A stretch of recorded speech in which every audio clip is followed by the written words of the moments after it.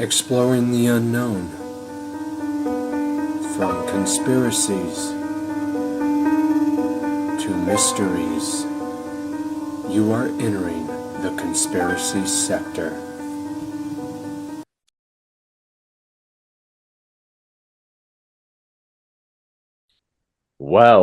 Welcome everyone to this very special program. I am your host, Aubrey Batchelor. Sailing this divine, amazing ship of knowledge with me is Chris Jacobs, and you are entering the conspiracy sector. Well, we hope you've been doing good since the last episode. Chris and I have been sapping air and surviving like normal, as have you if you're watching this. And we got another doozy for you today. We got a very interesting topic that has literally taken not only the internet, but the world by storm. You know, there was a certain time period here, forget the exact time that it was happening, but I know that it was dominating the news headlines there whenever it Was about hit. 2008 and 9. It was, but Yeah, nine. Yeah, that's what I was thinking, somewhere around there. Yeah. mhm. And we're going to be talking about Slender Man today. And it's a very interesting subject, from the origins of it, all the things that get intermixed in between, all the theories of what happens after it was created. How did it actually come about, and then what are its powers? What can it do? What does it mean? Well, Mhm. it just joins the pot of all the mysteries that infiltrate this world for the most part. Adds it to the list, but it's very strange. I know that there's been people that have had experiences with Slender Man and have reported feeling overwhelmingly good, which is surprising because the denotation to Slender Man is that it's a bad, evil creature, but here's this benevolent, experience that you had with a so-called malevolent being. And I've read reports of both outcomes, both good and bad, with Slender Man, interestingly enough. So Mhm. hopefully Oh, we'll yeah. learn a little bit more today about Slender Man. I find this interesting. I have a Wikipedia thing that I'll screenshot this so people can see this. It's I don't know, come on. There we go. Yeah, it said it was the Slender Man, also spelled Slender Man as one word, is a fictional. They say fictional supernatural character that originated as a creepypasta internet meme, which that is true. That was around at that time, and there was. Not fictional because people have physically been seeing this, but Slender Man was a popular internet legend created in June 2009. But when two 12-year-olds tried stabbing their friend to death, this mythical creature took on a life of its own. This is a this is basically, they say it's a frightening folk tale. This one here, this is a movie based on a true story. Like the creepypasta meme again. They say it's not at all real because they did a movie in 2018, from what I understand. So Huh. this is also interesting. Not this one. Wait, scroll up real quick. Yeah, yeah. Interestingly enough, it's from OprahDaily.com. Oprah Daily. Yeah, Uh, that's timeline's literally. Yeah, yeah. That's funny. This one here. the number one recommended movie by Oprah herself, Slender Man. Oh yeah, I just heard Isaac go irony. That's what you call irony. So, but this one, the Slender Man's weakness, and it says halogen lamps. That's the one in the game. Slender Man in the 8 Pages, the famous game that came out, and this is mainly what it is talking about. This one is the fascinating statement here. Who found Slender Man? The writings of H.P. Lovecraft influenced the creation of Slender Man. The Slender Man was created on June 10th, 2009, on a thread in the Something Awful internet forum. The thread was a Photoshop contest in which users were challenged to create paranormal images. This is what spoke loudly to me in this case. And the reason why is when people are imagining things or coming up with stuff, things can communicate through the third eye. That's the imagination center of the brain. So what were they actually seeing? Were they coming up with something in their head that are based on imagination out of their own energies, or were they actually seeing something in their head and thinking it was their own idea? When you come up with something that you're channeling from the ether or the source energy, it tends to, or the Akashic record, as some call it, it tends to come to you as like an idea, and sometimes it can be in a communication if you're not recognizing it as some kind of telepathic contact. So with this though, the Slender Man and the 8 pages, yeah, that creeped even me out. I was playing that thing late at night. It's actually a good game if people want to check it out. Slender Man and the 8 pages originally, but the premise, I found out it was reversed from what people thought it was a thought form that was mass created by the population. I found out it was the reverse of that, and it was a dimensional being that was communicating. Hence, why you both get both good and bad. I'm thinking the bad results are, this is an example that came straight out of Star Trek, and I happen to agree with the assessment of the writers on this one, because this was similar. There was a set of beings that the Enterprise comes in contact with in a cloud of gas, and they're using their Bussard collectors to collect some of the gas from this for fuel, for the ship, for the dilithium crystals. All of a sudden, some of the crew starts to go nuts. They start to just go crazy. And this is also like how the Slender Man is. Some people have had this happen. What happened was they found out they were killing the beings inside this cloud by vacuuming them into the collector, for the energy consumption. And the same goes with Stargate. Atlantis, they ran into a set of beings. They were using the power of the Stargate. It was made of energy, and they were killing them by mistake.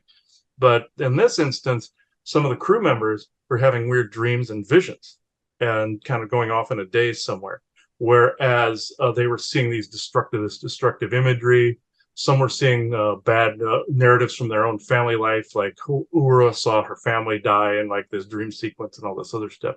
And then saw fighting with herself or with another being or a dead crew member that looked skeletal.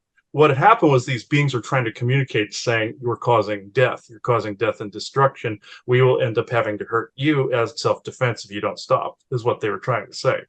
And they found out the telepathic contact was damaging that part of the human brain. That's why some of them were going crazy. It was an incompatibility. Some elementals have an incompatibility with humans and drive their blood pressure up. And that I found that out, where there's a physiological incompatibility there. But with this, the reason I bring this up is because some people have associated, I've talked to some people where they've associated some of the Slender Man visions with some of these weird, not just the narratives of the AI that I've told people about, where it's these weird narratives get plopped in somebody's head. It's something trying to relate to somebody saying, hey, we're trying to relate to you in some fashion. And that's where some of the good contacts come in.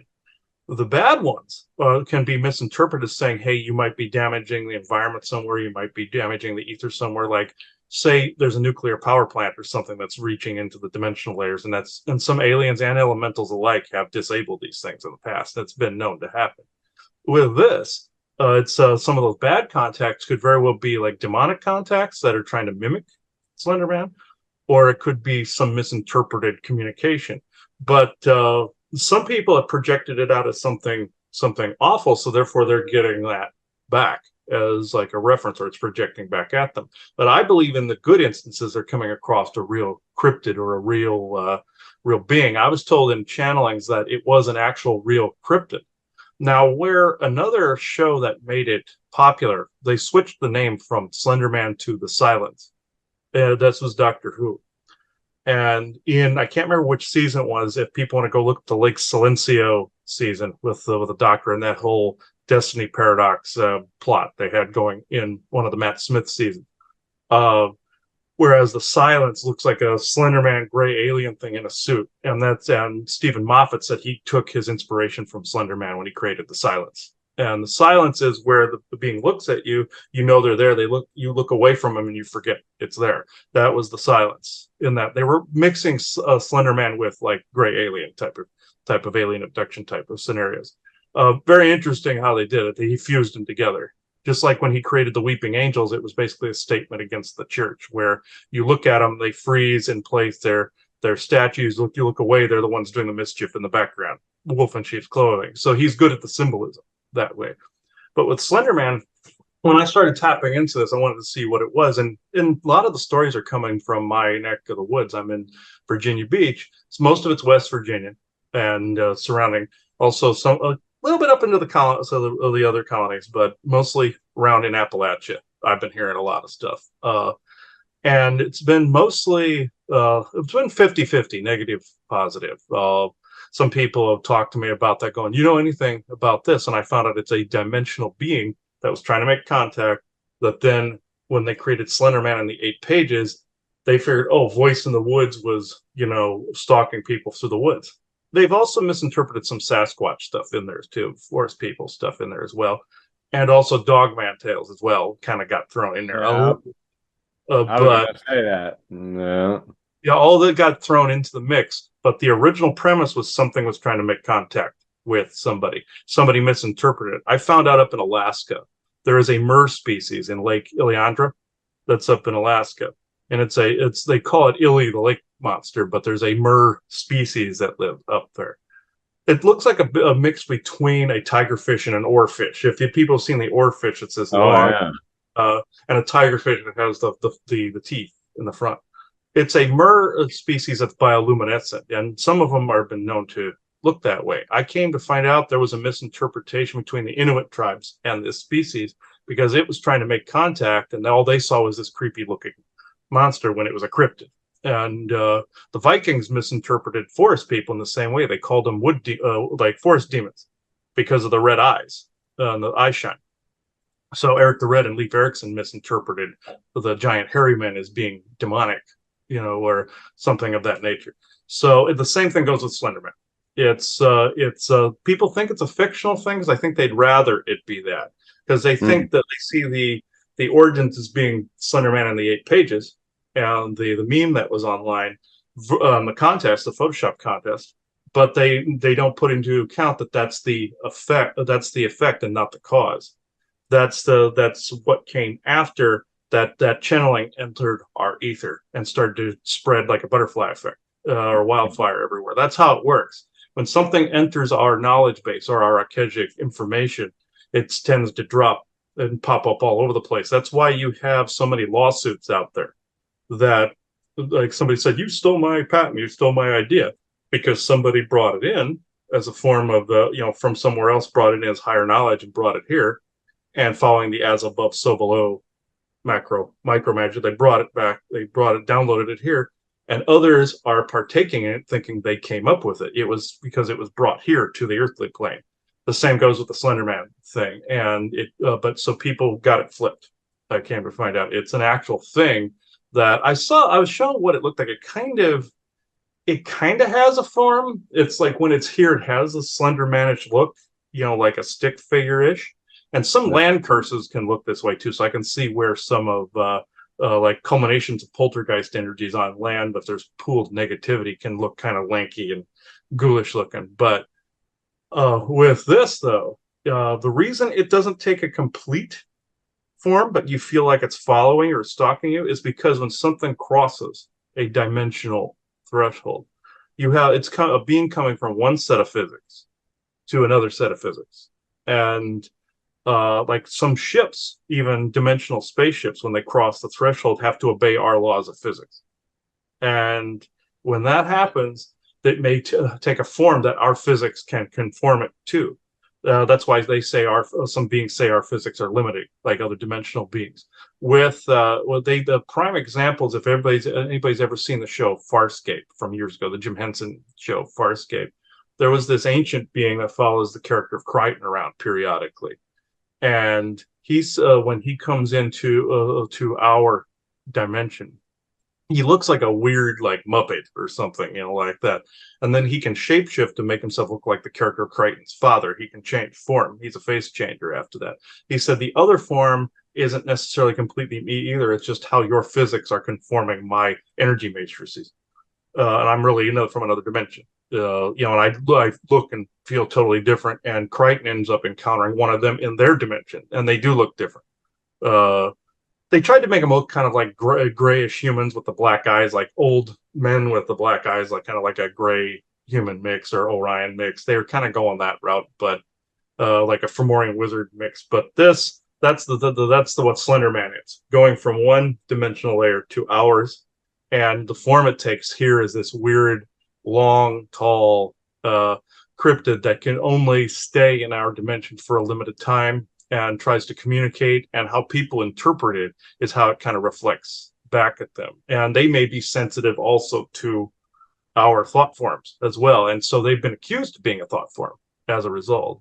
But I don't. It's like with us. There's good things out there and there's bad things out there. It's been personified as dark, like Mothman it's been personified as almost like an angel of death type of Yeah. symbol. Something totally different. It was found out it was another like a dimensional cryptid as well. So Mothman falls under that category. They were alien, but they were also dimensional. So Have you visited the Mothman site out that way? yeah, I've been there. Me and Joanna have been to the museum and everything there. It's interesting. Yeah, it's an I interesting. had a friend that just went out and seen it, and I had to laugh. He took a picture of the statue, and Mhm. he says, "Man, I didn't know Mothman worked out. His big legs and his ass on the statue." So we have a picture of us by the same statue. Yeah, yeah, Yeah, yeah. and if people play the game Fallout 76, you can actually go to Point Pleasant, West Virginia, to the exact Mm, museum and the statue too. So that's kind of it's in the funky. game. Yeah, it's in the game, but it's interesting that Slender Man is seen in the same kind of areas as Mothman, and also there are bat-like creatures that have been seen as well. So people have misinterpreted all of these things as being kind of like, oh, this must be Mothman, this must be a bat creature, this must be Slender Man, and they're not. They're differentiating to a point, but some people have lumped it in as all Mothman, and so it's all kind of dimensional. There's bat-like creatures, cryptids that look like bat-like, human-like ones. That was seen in Illinois. One was seen on the Sears Tower in Illinois at one point. And somebody, of course, said oh, it's Batman. Somebody made a joke about that. But some people misinterpreted all three of these categories as being some of the same stuff. Some are Slender Man, some are Mothman, some are these bat beings. Some are owl-like ones, two-dimensional owl-like ones. So that's also been thrown into the mix. So, and then of course you got Dogman and Forest People that get thrown into it as well. So you got people aren't dicing it up to the category it belongs in, whether it's ultra terrestrial / dimensional, physical. They're not. They're kind of lumping it all because it kind of at certain angles would kind of all look the same, except for Slender Man. That's the odd man out there, but yeah, it's all under that category from what I came to find out. And the bat ones are actually working on behalf of somebody else. They're like the eyes and ears that watch people either dimensionally or for some agency, or even I found out corporations enlist some of these ETs help from time to time. But with this, but cryptid wise, people have lumped these like 5 or 6 cryptids in the same category. Just like everybody says gnome, when some could be leprechaun, some could be a little like puckwudgies, things of that nature. People lump. But Slender Man specifically, though, is more of a dimensional being, from what I'm understood. Mm-hmm. Now, I'm not sure the exact origins. I've kind of been,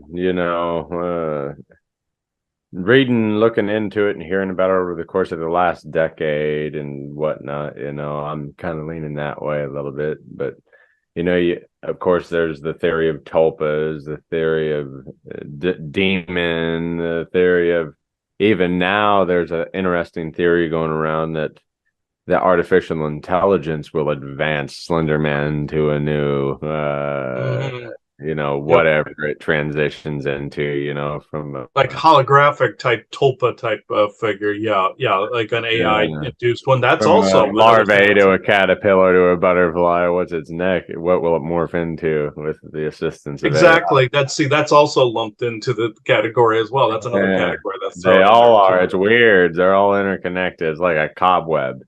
And each little section inside of that cobweb is AI, Slender Man, Bigfoot, aliens, everything just kind of, and Hat Man too. That's all thrown in there as well. So Earth creatures, both animal and human. Yeah, people have like clumped a lot of that into one thing. They don't always know what they're looking at. Even Dogman and Forest People, some of them look very similar to one another at certain angles. Bear Squatch, Goat Squatch, Satyr, they're all, people lump it together, but it's it'd be worth it to go through the whole glossary of cryptids at some point, but yeah, or in dimensional beings. But I picked Slender Man because it's most talked about, but people tend to shift it more towards the Slender Man and the 8 pages origin point versus the dimensional origin point. I've heard Dogman and Slender Man, together in the same sentence several times. Have you had any reports of Dogman sightings out there?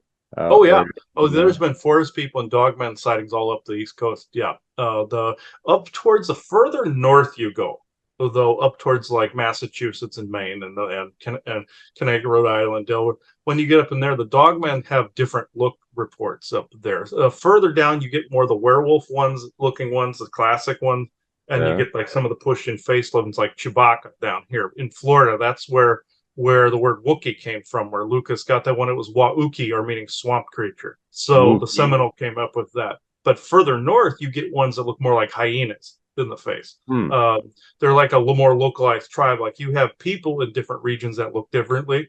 With Sasquatch and forest people, forest people, Sasquatch, you get the same thing, and Dogmen, you get the same thing. So, like forest people on the West Coast, you get ones that have kind of like the Samoan look, like with the no neck, or like the Hawaiian like look, because that's the Lemurian lineage, or Samoan Mu Lemuria groups over there. Like Vancouver Island was part of that. So was Arizona and California. Hmm. So on this side, you get more some of the Atlantis lineage stuff and stuff from further north up into like the forest that encompasses around the top of the world. Essentially, you get some stuff from there. That's where some of them crossed over Atlanta, like in the Atlantean period and all this, and that's why you have werewolf stories in that are part of the United States too. So it's like you get some vampire stuff too, but that's mainly more encompassed around southern United States, like New Orleans, South Louisiana, But with Dogman, yeah, you get that changing further north you go. But and also the reports of like little things like puckwudgies and those type of things you get mainly on the East Coast. They go everywhere, but you get mainly the mischievous reports of them here. They like to break things, cause mischief, kill animals, things of that nature. And then you have the chupacabra stuff the further south you go, down into Mexico and everything. And some of these are all interrelated into some degree, but the names changed as well. So, Yeah. but yeah, those are more lizard gremlin looking things. I think some of them are related, but Slender Man tends to take it like it stands out amongst the rest of them because it's more in the ultra terrestrial dimensional being category, from going the one set of physics to the other. And that's, I mean, I started with a theory in that way. I'm thinking, could it be this, or could it be a tulpa or a projection of what people were creating? A mental co-creative projection. And I found it's both. People wanted it to be one way, or saw it as one way, and then their fears and their assumptions of what it is then turned it into something else entirely. So it actually falls under both categories. So that's what I was kind of able to deduce. I've not ever seen a Slender Man before. Now I'm probably going to end up, now that I've Yeah, asked, that's what I was thinking after doing all this and talking. Yeah, great. probably end up seeing one now More to because, keep me up at night. yeah, it's like I already see forest people, dogmen, ghosts, and demons. Might as well add the Slender Man to the mix. Yeah, and one of the creepier cryptids that are out there, I would have to say, is a Wendigo. I've encountered one of them before, and they possess people, and they look like this weird skeletal, like jinn-like form that yeah, you want to talk about bulk. They do have some bulk on them. They kind of, first I thought they were reptilian in nature, but they're not. They have this dimensional like quality to them as well, where they can suck the life out of an area. They are an actual cryptid. Some people thought they were a tulpa thought form as well, but they're not. They're another dimensional thing that's fully evil.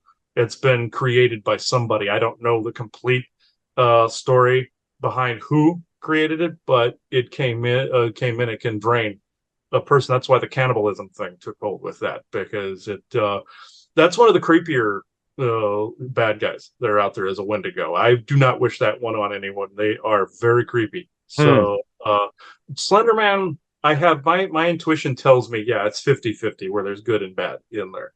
But Wendigo, no. I won't mess with that one. That's one of the few that I won't touch.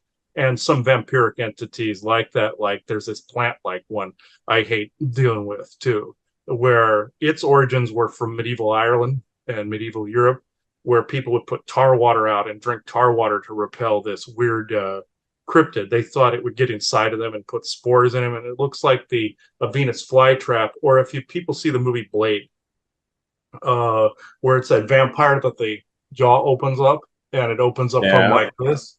Mix of Venus flytrap with like also the movie Mimic, with Mira Sorvino, where it was like that bug that would mimic things and mimic humans and everything.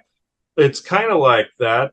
I've encountered one of these things before, or a couple of these things, and they're one of the creepiest vampiric cryptids to actually be on Earth, because they're very difficult to get rid of, and they're a pain in the ass, to tell you the truth. But Wendigo, that, and a couple of others really creep me out. But Slenderman, I personally have not encountered it. I've just been told in my channelings about it. I haven't really seen that one for myself. I've physically seen a lot of these other types, but I haven't. I've never seen a Slenderman. Same. And yeah. I don't know if I really care to. Yeah, no, really. That's probably one of the others I'll probably regret. It probably falls under the "be careful what you wish for" category. But Yeah. Here, I'll share into it. You've kind of hit on a few things. We both hit on a few things already. Yeah.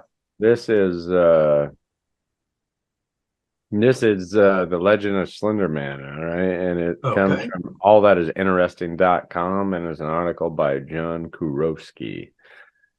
He's got to be Polish, I would imagine. Mm-hmm. No, I hadn't guessed. Yeah. Slender Man was a popular internet legend created in June 2009. When two 12-year-olds tried stabbing their friend to death, a mythical creature took on a life of its own. And see, that's where it topped the headline charts, was that case. At first, Slender Man was just an internet meme, but then it became a frightening folktale whispered among American youth. And before long, the Slender Man legend inspired a few of these young people to kill.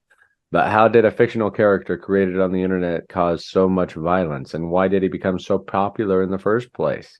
Let's take a look inside the real Slender Man story and see where it all began. The origins of Slender Man. On June 10th, 2009, Slender Man was born out of a Photoshop contest on the internet forum. The challenge, which was posted on the comedy website Something Awful, encouraged people to take regular photographs and make them look scary by adding realistic ghosts, ghouls, or monsters. And Eric Knudsen is the man that is ticketed with the creation, the origins of Slender Man, who went by the username Victor Surge, responded to the call by creating Slender Man, a ghostly figure with a featureless face. This character was creepy enough to make the photos go viral. It was pretty spontaneous, Knudsen told an interview in 2011. I saw some of my pictures in the thread, and I just decided to make something that I myself would find creepy. And see that, like you said, he found inspiration from many different things. Inspired by the surreal meanings of H.P. Lovecraft, Stephen King, William S. Burroughs, and a host of folklore creatures, Knudsen took some old black and white pictures of children playing and inserted a tall, thin, grainy figure in the background. In one image, he added tentacles to the figure's back. So yeah, it kind of makes you think of Cthulhu. You remember H.P. Lovecraft's Cthulhu? Mm-hmm. One of his photos also featured a cryptic caption that added to its creepy allure. It read, "We didn't want to go. We didn't want to kill them." But its persistent silence and outreached arms horrified and confronted us at the same time. 1983 photographer unknown, presumed dead.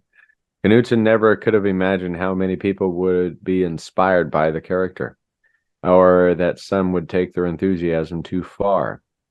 The making of the Slender Man legend. While Knudsen gave Slender Man his name and physique, the Slender Man legend was the communal, homegrown creation of a slew of internet users. If you want to study the life cycle of a meme from a random internet post to fully realize culturally known concept, noted Carly Veloci for The Verge, you can't get much better than Slender Man. And, making its rounds, I would say, that was kind of what 2008 to 2012 was kind of the early meme type stuff. Mm-hmm. So, there's that other theory about Slender Man too, that it just came out at the right time, right place at the right time to make it so popular. And that's it was timed just perfectly. Yeah. And that's where that tulpa theory comes in. Is there so many people concentrating on this thing that it's, creating itself into existence even more so. Mm-hmm. But there's a great example of that concept on Stargate Atlantis, where as the crew of Atlantis find this ancient crew where they're ascending into energy forms and everything, but they had to get past a fear barrier first. And they said there's this monster that was living outside their town, inside this bubble they'd locked themselves in. And it turns out it was a tulpa. It was their projection of the fear of what was to come, is what it was. And when they acknowledged that it was them creating it, it went away. Yeah, and that was a great example of that concept. Beautiful example of that. And Slender Man was a classic example of a creepypasta, a modern horror legend that makes the rounds on the internet after several people copy and paste it around the web. But many believe that this creepypasta reached its peak popularity in 2012. After that, it began to peter off. What had once been the collective labor of love by a close-knit family of anonymous internet users soon became a commodity. In 2013, the first-person horror video game Slender: The Arrival premiered as the commercial successor to the free-to-play indie game Slender: The 8 Pages. The story of Slender Man was now for sale, tarnishing its homegrown appeal and disappointing many of its early fans. But this disappointment was nothing compared to the real-life panic that ensued after a 2014 stabbing, which was inspired by Slender Man, and here it is. Inside the Slender Man stabbing, this is kind of where it reached peak popularity and death in a way. Micro death, it's still around. Mm-hmm. Morgan Geyser explains how she stabbed Peyton Leutner for Slender Man during her trial on October 5th, 2017 in Wisconsin. On May 13, 2014, three 12-year-old girls had a slumber party in Waukesha, Wisconsin, the suburb of Milwaukee. The next morning, one of the girls nearly bled to death after she was stabbed 19 times with a kitchen knife in the middle of the woods. Horrifically, her two friends that she'd spent the night with were the ones responsible for the brutal crime. Bleeding from her arms, legs, and torso, Peyton Leutner managed to drag herself to a path where a cyclist found her and called 911. My body was working so hard to keep itself alive, she later recalled. It was probably like, vision isn't really a priority thing right now. The perpetrators, Morgan Geyser and Anissa Wire, were arrested soon after authorities found Leutner bleeding on the side of the road on May 31st, 2014. Police interrogated them the same day. Geyser and Weir soon admitted to the cops that they had been planning the attack for months. They also revealed their disturbing motive: to please Slender Man. So they must have been. Did they blame it on Slender Man? Were they playing games? Were they trying to summon Slender Man? Were they infatuated with a meme? Who knows what the exact... They could have conjured some evil thing in the process of opening a doorway too. You don't know. Yeah. Pretending to be. Yeah. Yeah, pretending to be too. Yeah. Geyser also said that Leutner was her best friend since 4th grade. As it turned out, the three girls had just gone roller skating the night before Geyser's birthday party. But as early as December 2013, Geyser had begun plotting how she and Cinnamon could become Slender Man's proxies and join him in his mansions in the woods. And they saw Leutner as their ticket. Morgan said, "Hey, Anissa, we should be proxies." I was like, "Okay, how will we do that?"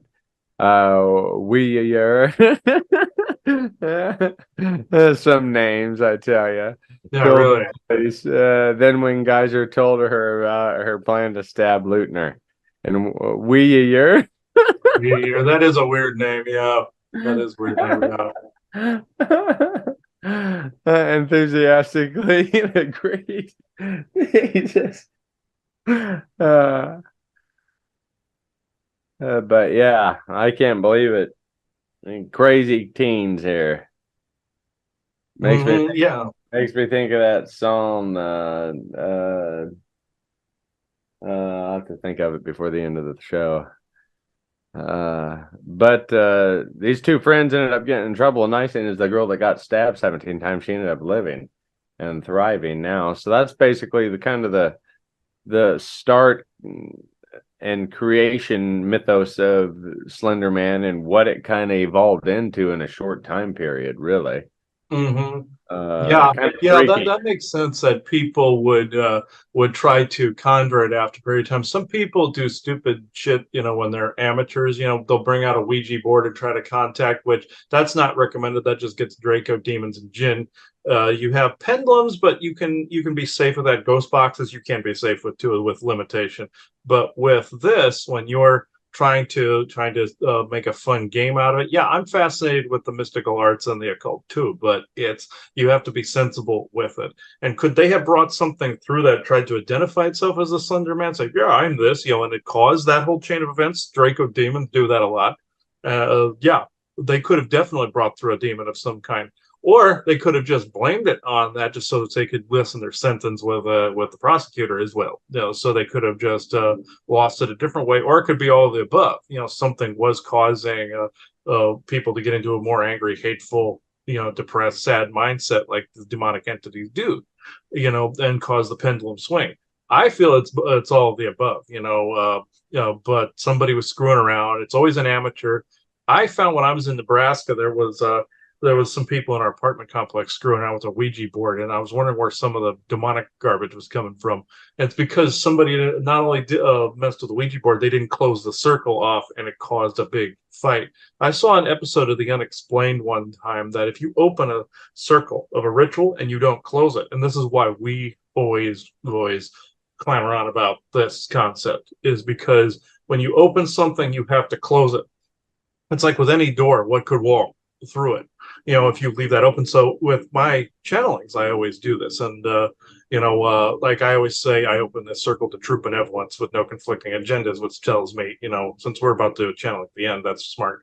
But with this, I can see where somebody left this open. I saw they explained they did a UMC fight or MMA fight, excuse me, that did their ritual at the beginning. Somebody in the audience disrupted something. The ritual was disrupted and a fight began in the audience, and the fight brewed to the street, and the cops had to get involved. That showed there was more than likely a Draco demon in the audience, that they sucked the adrenalized loose energy off of people during fights and wrestling events anyway. They probably wanted to up the ante and cause a brawl in the street, which every now and then you get that. At some games, you'll see some stupid thing at a soccer match where they set the damn place on fire or something like that. Where people end up doing it. They become the meat puppets to this, and they end up doing it. But what happened was, I came up with that term a while ago. People that get do something, they're a meat puppet. That's where I came up with that. But with this, that showed how a circle was left open, and it just kept expanding, and then it reached critical mass and stopped. But like a wave or like a tsunami. So that's something I could see happening, where I call it the series of unfortunate events, when there's oppression where it builds and builds and builds, and then somebody gets hurt. I've seen that in possession cases. I've seen all that. So I don't doubt something like that happened in that case. It's a proper MO of the demonic entities. That could have been an unseen thing in the background. We could just be seeing the effect, not the cause. But could they have been playing around? Yeah, but they've been lying? Absolutely too. So I just base it off of what I know of some of these entities do. I doubt whether it was actually Slender Man. I think maybe that they started out looking into it, and it was more than likely a Draco demon of some kind, or a reptilian form of some kind. But that's knowing what I know about the behavior of the different entities could have very well caused it, or some mimic entity. But that's what I know about that. With Slender Man, that's about the much as I know about that. I thought it was a fascinating topic. I know you wanted to touch maybe on Hat Man a little bit, but just a little bit. I have one more couple things I'll dive into here. Okay. We already had this. Let's move it on over right here. And I just want to talk a little bit about the tulpas, and this is an article from savageminds.org, and it's by Ben Jaffe. What's the newest and weirdest subculture on the internet, you ask? If your Vice magazine, it's apparently tulpamancers. But that's been around a long time, it gets its origins in Tibet. But people practice microtulpa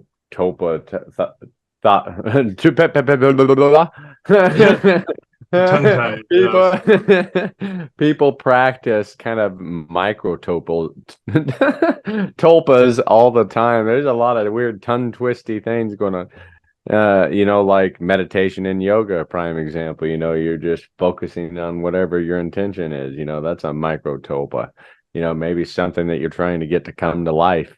Maybe it's just an intention. It's not really a creature or something, that you're trying to get to come to life. So, but becomes more powerful in Chris, like seances sort of a thing. Whenever you get more people together and to create like a ritualistic spell of some nature, there's more power with many than there is with one. So if you all get to developing the same intention on whatever it is that you guys are thinking of, who knows what, a bunch of people could create together. But tulpomancers are people who, through extended bouts of concentration and visualization, produce a special kind of imaginary friend that they call a tulpa. So, maybe certain things similar to Slender Man have been created in the past, like a kid's imaginary friend. Maybe it is real to them, but it isn't to other people because they're the only ones bringing it into existence. Just an example per se, but I just thought this was an interesting little article. People were interested in tulpa uh, legends and lores and origins. They probably want to skim through this, but I just wanted to kind of talk a little bit about it and incorporate it with Slender Man. Yeah, that's actually a fascinating topic. Two perfect examples I have of a tulpa. I mean, I personally have encountered myself where when I was living in Tempe, for instance, there were two kids that lived with us, and the way my friend and I kept them in the house is we did a couple stupid things. We figured this was going to work, and it worked a little too well. We basically told them, zombies were roaming the streets, they shouldn't go outside, and we said there was a monster in the pool, don't go out by the pool unless an adult's there that could banish it. We did something really retarded when we did this, because uh just like when we had the kids outside one time, we heard a person screaming in the background, like, it's like, see, zombies got that person, they were on the street. We did that kind of crap. Well, what happened was it backfired, because a tulpa actually formed as a result. Two things happened.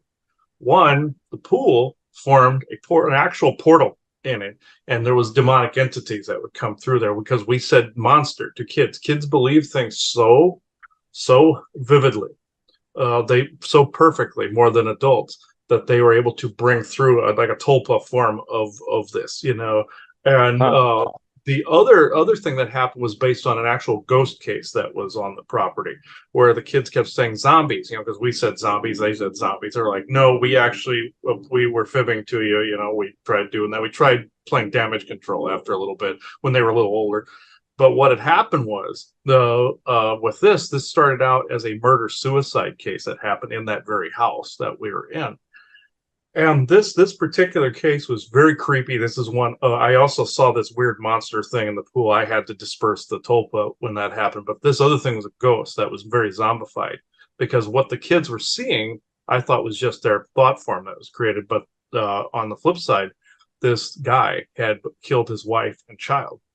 What happened one night, I was sitting, I was babysitting the kids, sitting on the couch in the living room facing the pool in the back. I saw a child being thrown into the pool, and I saw the water rippling on the pool, the whole bit. Went outside, the pavement was wet, everything, like somebody jumped in there. Nothing. And I found out the husband had come home, killed the wife, drowned his son, threw him into the pool, and then killed himself with a shotgun. And what happened was the other incident that happened was I was looking outside the same, towards the same pool, but from a different part of the house, different room, looking outside towards the pool. And I thought the pool guy had showed up to clean the pool. I figured, okay, this guy was in raggedy clothes, and everything like that. Hair was kind of messed up and everything. I was seeing the back end of it, And I went, oh, okay, I'll just go tip the pool guy, because he's here. I went outside. I put my hand on the guy's shoulder. He turned around and his face was all fucked up, and then I saw, like, it was like you could obviously see it was like a shotgun blast went through the head, and I'm just looking at this going, yeah, like that. I've seen most things, but seeing something like 3 inches from your face like that is like, and solid where you're touching it, that's creepy. So, but and then the person vanished. Yeah, and the person vanished. And I found out it was a ghost of the guy that was actually demonically controlled to do what he did. and I ended up clearing the whole group of them years later. When I found out the whole story behind it, I went and blessed the whole thing at that point and fixed it. But that was the one of the only ghosts I've seen quite like that, where you could touch them, and it's because it was grounded so much because of the demonic activity as well. The other Tulpa incident that falls under this category is in our house in Granville in Prescott Valley, where I thought a fairy had got in the house. I thought it was like a fairy cryptid that was there at one point, because I saw this naked redhead lady follow me around, almost like a ghost kind of, but it was like it was what, maybe 60% visible, maybe 65% visible, and I was wondering what it was, and came to find out that it was a tulpa of a thought form. This shows that you have to watch the narratives that are in your head, uh, Hmm. be it fantasy, be it positive, negative, what have you.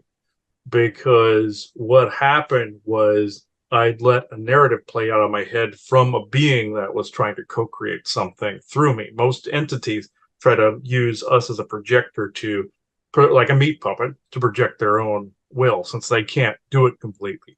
Hmm. What happened was I ended up creating this Tulpa figure that I had to unwrite and had to uncreate. I had to declare it was uncreated back to its point of origin, and it dissolved the Tulpa. But uh, the point is, when you have a creepy narrative going through your head that is out of your seemingly out of your control, where even if it's a fantasy or even something you're looking at sci-fi wise, horror wise, story wise, whatever, the something when I was standing in the garage there in Granville, something was trying to run a negative one through my head where in the storyline Joanna died. What I did is I undid that and I wrote it differently, the ending, and I put my name as like a credits at the end. I just visualized it going to a black screen with me as the executive producer director.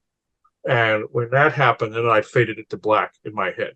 And something like a Draco reptilian demon got pissed off when I did that. So it was trying to run that through my head. The point is, they were trying to co-create a scenario that was not my own, and they were testing it out with that tulpa that appeared before. They were seeing if they could create that. I saw this on a show called Kindred Spirits one time, where they wrote a character into being just so they could see if it would be picked up on a ghost box, and it did. They wrote from birth what the person's job was, what they were, what they looked like, what they liked, what they didn't like, and they said it was a big mistake because they had to then unwrite it, just like what I did with the tulpa, and they created their own tulpa. So and it came through on the ghost box, and that's why mimicker demons can grab a hold of like characters as well and come through on a ghost box or in a channeling. One on a ghost box tried to convince me they were Geralt of Rivia from The Witcher. So I'm like, no, no, this is where you got to be careful what you create, because this is why I hate when they cancel things unexpectedly, because you're leaving a circle open and you create a character that has been given life.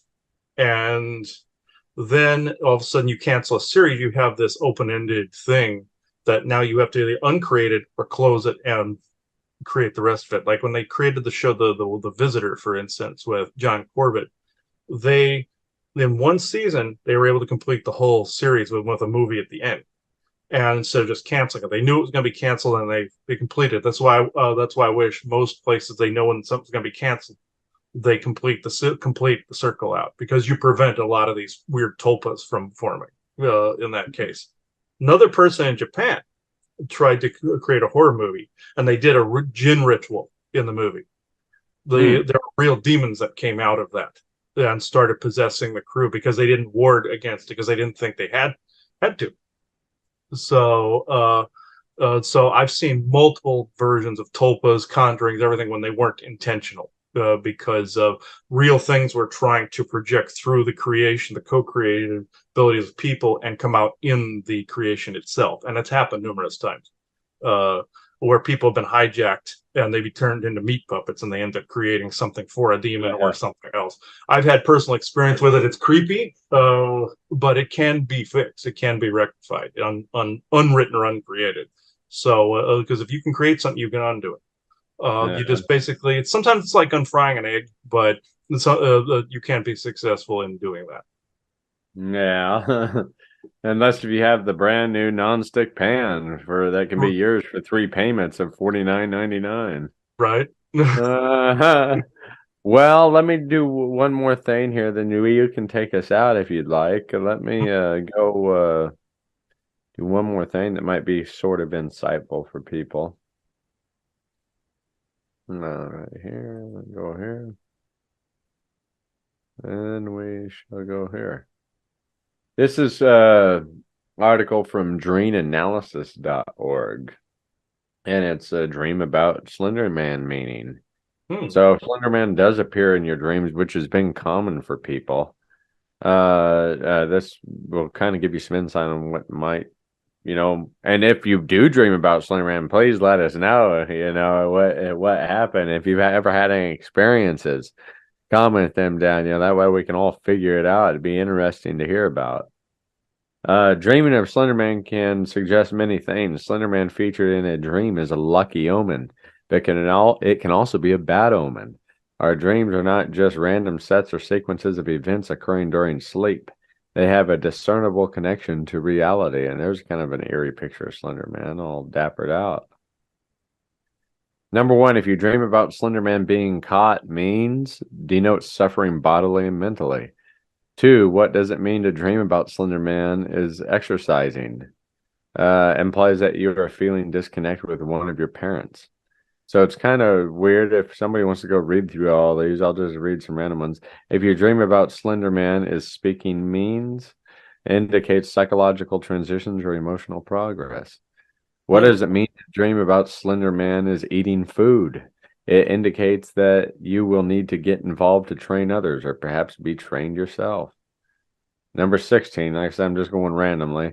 A woman dreaming about Slender Man symbolizes the sweetheart or some sweet love in your life. 17, if a boy dreams about Slender Man, you need to focus on your own well-being. Well, I wonder how the hell come I have been dreaming about him yet. Businessman dreaming about Slender Man. Number 23, suggesting that you should stand up for yourself and discover your individuality. If a driver dreams about Slender Man, symbol of happiness and contentment.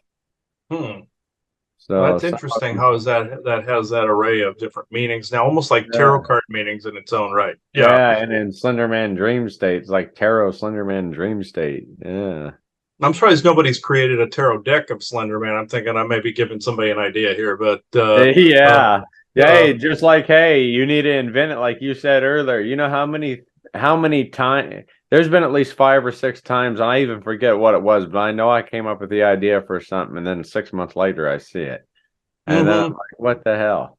Yeah, and Facebook will do that with the AI, though, where it'll project out what you're thinking too and reach into your head too. That's some of it's AI, some of it's source field connecting things where you brought up the idea and somebody else accesses it through the Akashic grid too. So that happens a lot. But yeah, we've seen Joanna came up with an idea for a children's book one time and had it she even had some things written, and then we saw it in a post office years later. Somebody had written the exact story. We're like, oh, we didn't get to it, so somebody else did. So that's happened. That's happened a lot, actually. And I'm going to look up the images of the silence so people know what that looks like from Doctor Who, and it has a very similar look. Doctor Who. Okay, images. Oh yeah, here we are. Perfect. Here we go. And this is what I'm saying. See how it has the suit. It's kind of like a gray alien meets Slender Man in a way. Yeah, it is. Yeah, it is. Now this is Stephen Moffat took his inspiration from the Slender Man to create the silence. So very creepy. People look at the Lake Silencio material from Doctor Who. And it was actually one of the creepier bad guys next to the Weeping Angels. You guys are just going to have to know what I'm talking about. You go watch the show because it would take too long to explain that one and some of the connotations behind some of the symbolism behind some of the characters he created. And what was the show called again? Doctor Who. And it's been on for decades, but it's with an actor named Matt Smith. It's the season. I can't remember the number of the season offhand. I was just gonna say, what season was it Yeah, particularly? it's when he encounters Lake Silencio and the Silence. So it is it's very very very interesting. Huh. When they brought that into it, people would look at them and then look away. They'd forget they were there. Huh. So it's actually funny how he deals with the silence in it, how he gets humanity to deal with the silence. But and so it took on a gray alien visual hypnotic slash Slender Man, something maybe chasing you, but you don't remember what it is, sort of thing. It kind of took on both those connotations. Great example of a fusion of two things. But Huh. yeah, it was. So we saw that season. It was pretty creepy. The only one that trumps that bad guy is the Weeping Angels. So that one, yeah, that's pretty creepy the way they did that as well, where they could whip people through time and screw up their timelines and all this other stuff. But yeah, but with that, yeah, I can always go into the last part of the show. I know you want to do Hatman. Maybe that's a future episode we could do at some point. Is on Hatman. Yeah, that's fine. Yeah, like, I guess we can talk a little bit about that. Chris and I kind of investigated a house in Burwell one time on a ghost hunting investigation, and she kept seeing like a hat man, a guy in a fedora. They kept having this hat man entity. And I know we've talked a little bit about that before, but that was a strange time. From malfunctioning equipment to cold spots to.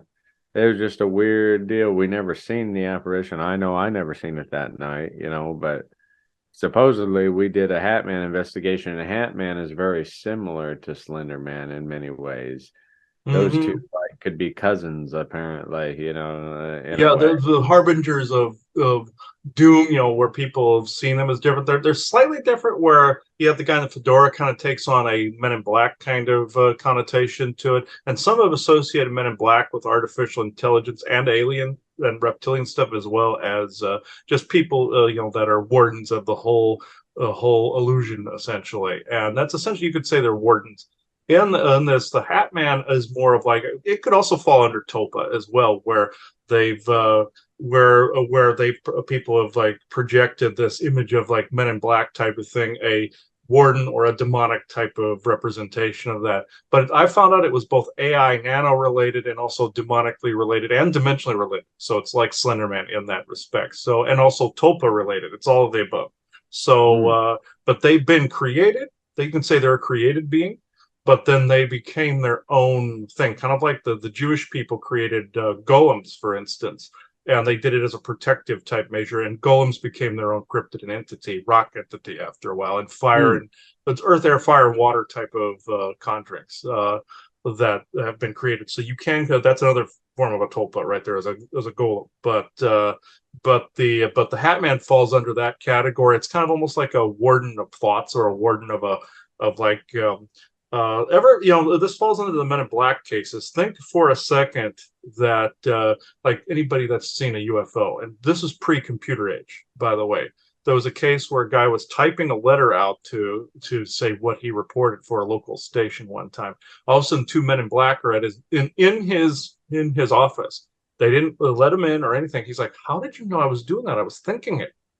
You could say telepathic aliens told him, but at the same time, this kind of Tulpa-ish figure, this Hatman figure is kind of taking its cookie cutter responses from some of those cases, and hence then you have some of these Hatman entities that come through walls. And Men in Black have been associated with this using technology, especially where aliens are concerned, where they can come through walls down to the ceilings, make the ceilings seemingly disappear and abduct people through the ceilings, all this other stuff. But the Hat Man is known from coming through walls, come up through floors, sit down through ceilings, all this other stuff. So it's kind of take on the Tulpa type of connotation, dimensional connotation, but also is associated very closely with some Men in Black cases as well. So, but that falls on a similar thread to Slender Man, a very similar thread. Hmm. Um, Interesting. yeah, that's how we were able to get it on the Ghost Box and everything.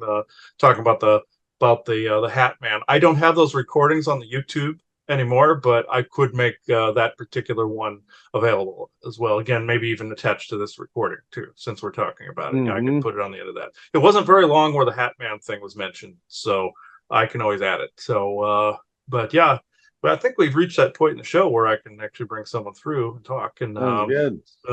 yeah, yeah. Yeah, okay. Who is it that who truly benevolent with no conflicting agendas? I have to be really anal about that now. We've tightened our circle with the amount of beings that we talk to. Isaac's one of them. Lane and Vess are a couple of them. Forest people are the good ones, benevolent ones anyway. Great people, and also some fairies and such, elemental types. Some of the galactic community, we've had to axe them out because we found out 9/10 of them have agendas. So it's so we've had to kind of refine it down who we talk to, who's not going to have not necessarily a malevolent agenda, just one that might not coincide with our own, a conflicting. Yeah. So everybody has an agenda. It's just what is it aimed at? So you and I would have an agenda focusing on this information. So everybody has. If they say otherwise, they're lying. So people always associate agenda with negative, but it could be positive too. So when you say, "Oh, that person has an agenda," you think they're meaning evil or bad. So, okay, Isaac, I think you're it this morning. Okay, okay. Some people think I'm being overly anal when it comes to who I bring in, but we've had too many bad things happen without having safeguards in place. So, it's like having a live wire draped in a pool. You're going to get electrocuted. So, okay, Yeah. Isaac, you want to come through?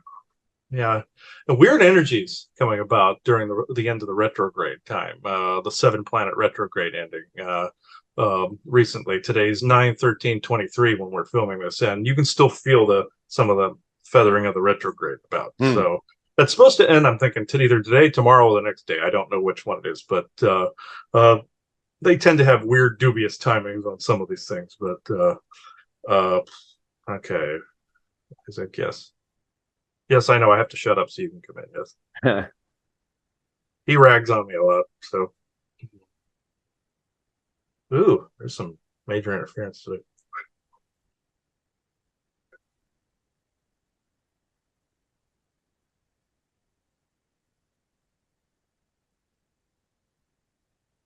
Yes, the amount of interference today is quite numerous, even though some of the AI activity is blocked from incoming El Nino, La Nina notion and wind and storm activity, which helps a great deal in doing channelings. If you wish to do a channeling, do it on a cloudy day. It's actually much easier.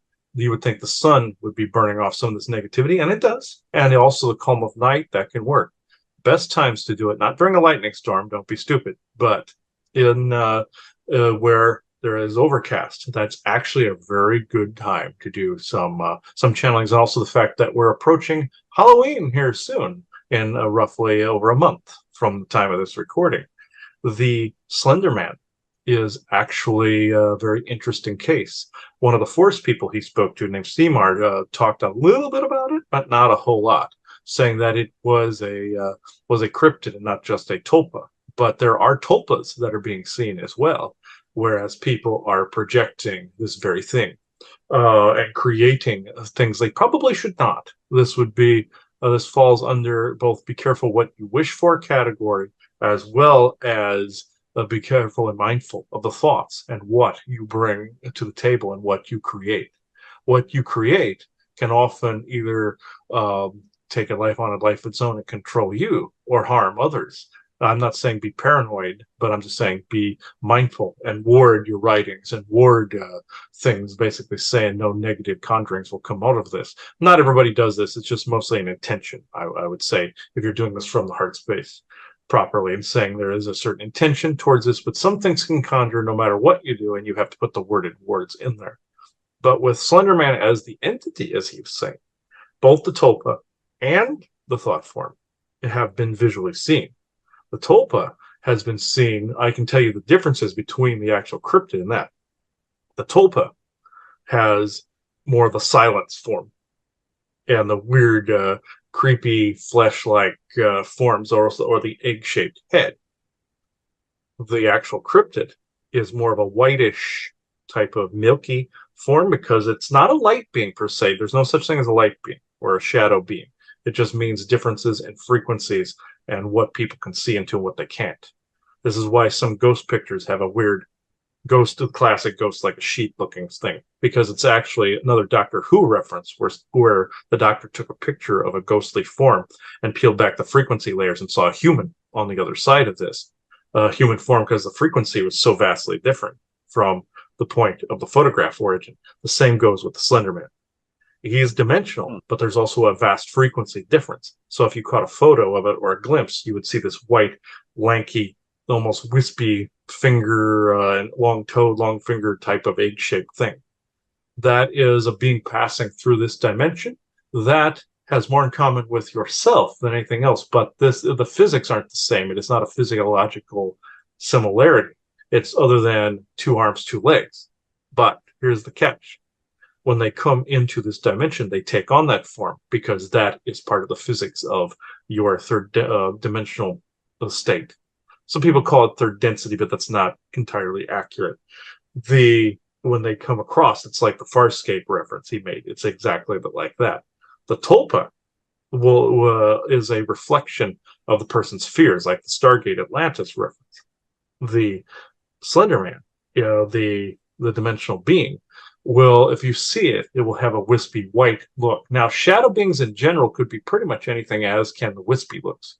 But there are will-wisps out there, and there are wispy-looking beings out there that have been all mistaken for each other, as he said, with all these other cryptids that are in a big choir out there. They've been all mistaken for each other. The main specific one you're talking about, if you looked it in its face, you would see this egg-shaped or pill-shaped head with a almost rib cage look to it as the energies culminate around what a skeletal form would look like, and the rest would look almost like a silky robe type of wisp, and he would have 2 feet and 2 arms, 2 legs, 2 hands, all of it. You would not see eyes because of the way the energy was focusing, but you would know you were being looked at, and you would know you were looking at a face. Sometimes faceless ones have a real bad connotation, but in this case, it's not like the Stations of the Cross books, folks, that are out there. This is more like like you're not supposed to see the face of Jesus or some prophet like Muhammad with a veil or anything like that. This is purely because of a dimensional crossing. There are other elementals that look like weird plant forms and weird elemental forms because that's how they evolved. It's not that they're dimensional in that way. Slender Man, aside from the tulpa form, which is also being seen, photographed, and filmed, is this one particular cryptid type that would literally, you would also be mistaken for a will-o-wisp. Yeah, the will-o-the-wisp is an interesting topic. That's the first time I've heard that in a while. I used to talk about it all the time. But if Slender Man visits you in your dreams, and it's a bad omen, what can you do possibly? Or not even Slender Man, really, any creature. If you get cursed or get a bad omen upon you, what can you do in that case to help reverse it? This is actually very, very interesting. Some plants will reverse it. Some intentions will reverse it. Sometimes just knowing about it will reverse it. Very much like the scientific basis. If you're watching a subject, the subject changes. Or if he knows that another seer looks into his work, like if somebody wants to confirm what he's done in sessions to somebody, they could undo something just by looking. Sometimes it's the intention. But if you get a curse, a bona fide either fairy curse or some kind of bad omen put upon you, sometimes there's these glyphs in your energy that can appear, all these other things.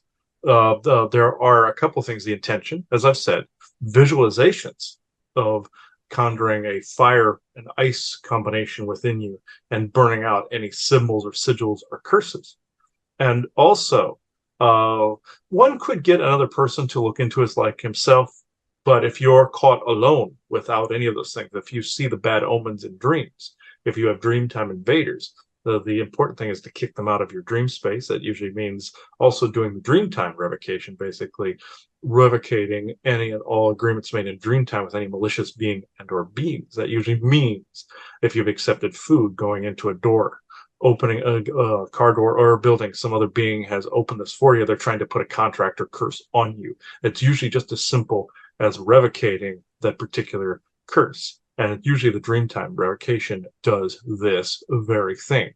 He would recommend doing it every morning when you wake up. That is good. Or if you have some creepy Dreamtime invasion. But as far as Slender Man having connotations with in dreams, this falls under the Tulpa category, whereas people created the expectation and the omen behind it, as well as Dreamtime invasions and communications. Some beings will communicate that way. You're getting parts of yourself that are trying to communicate with you if a memory has been lost or a trauma needs to regurgitate or a past life issue needs to come to a resolution, which is the negative beings try to block that and keep you in a perpetual dark night of the soul. But then you would have the real Slender Man trying to communicate. I hope this was helpful. Yeah. So if AI ends up getting involved with Slender Man and advancing it to its next rate, what will happen then, and can it be stopped? This falls under also the Hat Man category as well. This can definitely be stopped because, like with any torsion field or with any energetics or intentions, the stronger one wins the day. You see, the intention that you don't want that advancement or don't want something mimicking or harassing you in that way can make all the difference in the world. You see, well, you reaffirming who you are in the moment in time. Reaffirming that your space is a temple space. Your world is also a temple space, but your house first, and it's a sacred space where nothing evil can touch it. If AI takes hold of this and makes it something more solid, the same rules apply. Do you want that AI reflecting back nightmares, or do you want that AI doing what you tell it to do? And if it's going to be a sentient one, don't you want it to be more like Data and not Terminator? You see? So in this instance, if it's reflecting back something like a tulpa, for instance, and making that stronger, which it has happened, you basically the same rules apply. The stronger energy wins and the intention wins. The co-creative intention then can even manipulate the AI to change its form. Very interesting. I think that pretty much does. I got a pretty good grasp on Slender Man today. I appreciate you for popping through. That was very insightful. Yes, thank you very much. I always enjoy these conversations, and looking forward to the next one. This is actually getting favorable watches, even if you don't realize it. So this is where I'm at as well. So thank you, everyone. Boom. Yeah, he makes That my was eyes good. water every now and again, but yeah, but yeah, and people that come, beings that come through my eye tends to run or my nose tend to run sometimes. I had a real weird event during a show I was doing, one of the Galactic Interstellar Councils, where I had a head cold. The energy was so intense, it liquefied all the garbage in my head, and all I did was like drain snot for 2 hours. So it was like, and the people on Skype were looking at me going, "What the hell happened to you?" You know, it was like, but yeah, I couldn't stop it while I was doing the channel. So he's right about the energies. They can alter the fabric of viruses. They can alter the fabric of matter, energy, anything. So you can change what the AI is trying to throw in your face like that very easily. A human created it, aliens created it, means somebody else can uncreate it, very much like a tulpa. That's what the AI has taken on, a form of, in our current day, it can be more of a tulpa form. The mysticism and artificial intelligence, curses and magic and AI and technology have all been kind of fused together. So so the same rules apply, no matter if it's a technological origin or a mystical one or both. It's the same rules apply to, it's the same physics, the same energetic physics. As above, so below. What you create in the micro gets created in the macro and back and forth. So it's the same rules that apply in our physical space.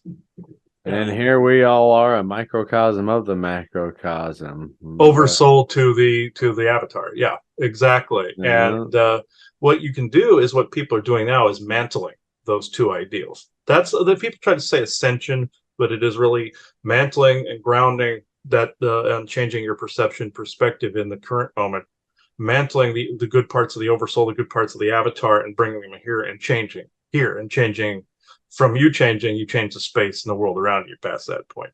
Is what that is. Or as Gandhi said, become the become the change you wish to see. That premise applies to that concept. The stronger torsion field, that applies. So that's the best example I can see of that.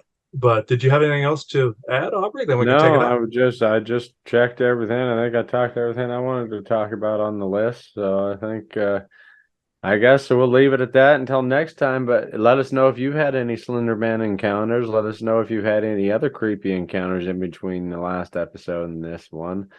And until the next one, I hope you all are doing well and stay healthy and keep sapping the air on this godforsaken planet. And yes, and as this circle closes for this episode, you are now leaving the conspiracy sector. So thank you, everybody. Bye-bye.